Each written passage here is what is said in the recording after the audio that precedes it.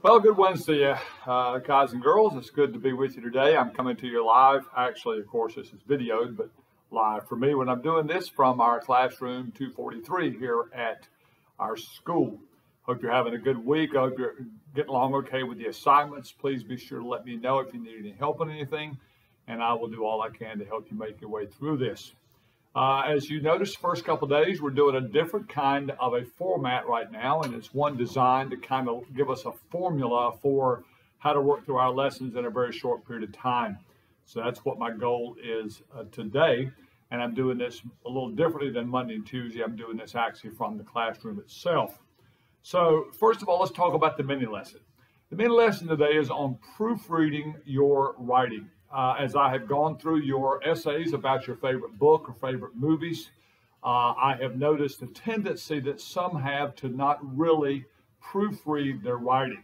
So let me give you three basic suggestions about proofreading what you write. Proofreading is very important. As you know, I've said many times, I love what you write. I want to know how you write. I want to know the content of your writing. But also, we have to keep in mind, too, that we need to also focus on the correctness of our writing as well, and that we need to improve as we go along through this year. So let me give you three thoughts on this. Number one, as I've said before, watch for those words that are underlined with a squiggly red line or a squiggly green line.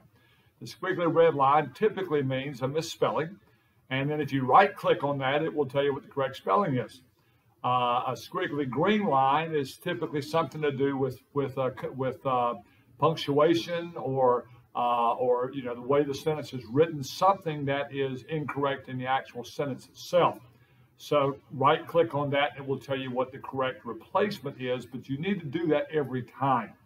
Second thing is when you finish writing an essay, or even sometimes when you're partway through it, stop and read it out loud to yourself.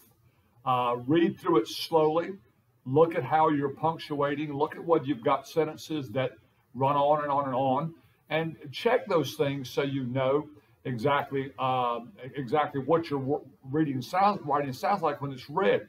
So several times through an essay or a paper, project, whatever, you should take the time to proofread it by reading it out loud.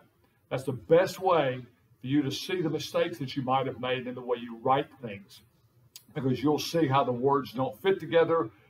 You will see where there should be commas possibly, and you won't get these run-on sentences that go on forever. So I would read the work out loud, read it to yourself, read it to your parents.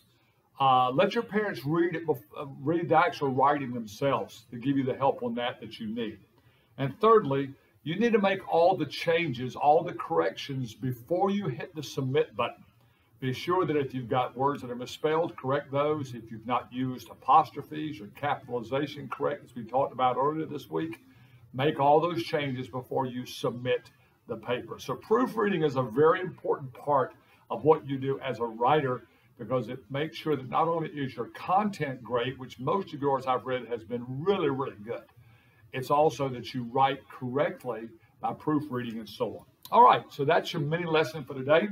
So let me give you vocabulary words. I'm going to give you two vocabulary words today, and you're going to need to know these at the end of the week, and we'll talk about this a little more tomorrow. But you have two words today.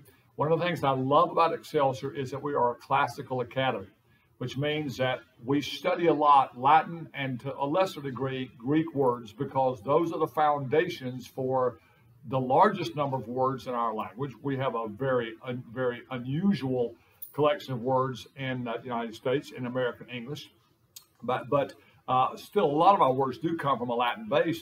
By the way, if you ever learn Spanish, French, Portuguese, Italian, all what we call Romance languages, all come from a Latin base. And so once you learn the Latin words, it makes it a lot easier to learn and understand some of the foreign languages that are Latin word based.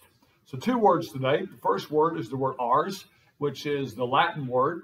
And then the English word for that is art. It's where we get our word art.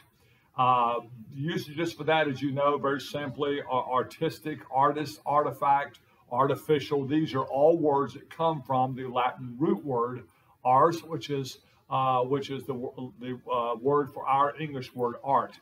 And the second Latin word I want you to look at today is the word brevis. And some people pronounce it brevis, but brevis. It is the English word, or the English usage is short, not very long. We use other words that come from the word brevis, which is, for example, the word brief, short, brevity, shortness, abbreviate, to shorten something. So it all comes from this same English word short, which is based on the Latin word brevis. So those are your two vocabulary words that you will need to know this week. It will help you as you're learning Latin, also to put that into an English context. Now, let's look at today's assignment, because we're just starting into the book Animal Farm. Animal Farm is a great book. I read this book probably when I was about your age, as a matter of fact, and have read it several times since then. Animal Farm is what people often refer to as an allegory, which is a fable based on a truth or a true concept or a true principle. Some people refer to it simply as a fable. But as you read today, the reading assignment is, now that you've read chapter 1, and there was a reason why I did this. It somehow doesn't make sense, but I wanted you to get introduced to the book, and then you're going to go back and read the preface tonight. George Orwell wrote frequently about socialism, communism, and the dangers and the principles of it. And so as you have begun to read the book by reading the first chapter, now going back and reading the preface, you'll be able to start putting the pieces of the puzzle together. Animal Farm is a very entertaining book, but it is also one that has very definite connections, not only in literature or literary circles, but as we go into our history text in social studies, and this is the reason why we put ELA and social studies together. A lot of connectivity. As we go into our textbook, you are going to see that we're dealing from 1945 until 1990, 91, 92. We're dealing with what's called the Cold War period. It is that ongoing strife and conflict and friction between socialist countries like China and Russia, and the United States, that is the capitalistic country. And we're talking about a conflict here. And so Orwell, writing this, was laying out some of the concepts or the principles or the way communism, socialism works. And so as we go into our history book and start talking about the Cold War and how that began, you'll be able to make that connection. So your assignment today is very simply, it's a reading assignment. Just read the preface of Animal Farm. It's a little lengthy, not real long, but a little lengthy, about like chapter 1. But read it, and read it carefully. Take your time.